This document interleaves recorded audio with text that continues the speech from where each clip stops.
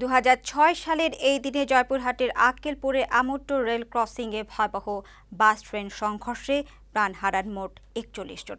এরপর পেরিয়ে গেছে 11 বছর, কিন্তু সেই ক্রসিংয়ে এখনও নির্মিত হয়নি রেলগেট, নেই গেটম্যান।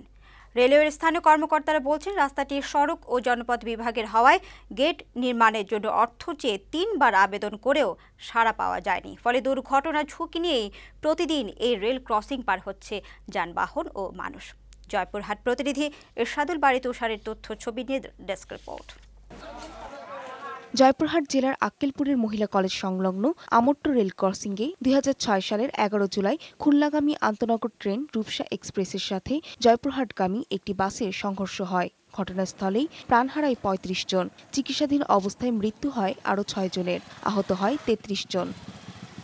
ভয়াবহ ওই দুর্ঘটনার 11 বছর পেরিয়ে গেলেও এখনও অরক্ষিত এই রেল ক্রসিংটি।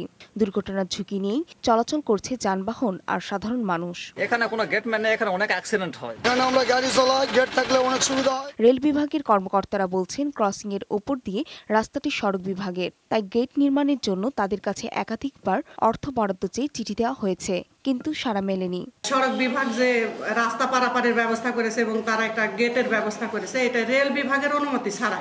এ ব্যাপারে সড়ক বিভাগের স্থানীয় কর্মকর্তারা জানালেন, তারাও রেলের প্রাক্কলন সহ আবেদন ঊর্ধ্বতন কর্তৃপক্ষের কাছে একাধিকবার পাঠিয়েছেন, তবে এখনো অর্থ বরাদ্দ হয়নি। এটা অনুমোদন হলে আমরা গেট নির্মাণ করতে সক্ষম হব।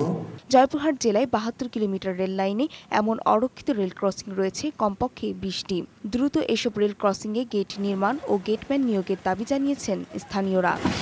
ডেস্ক রিপোর্ট, বৈশাখী সংবাদ।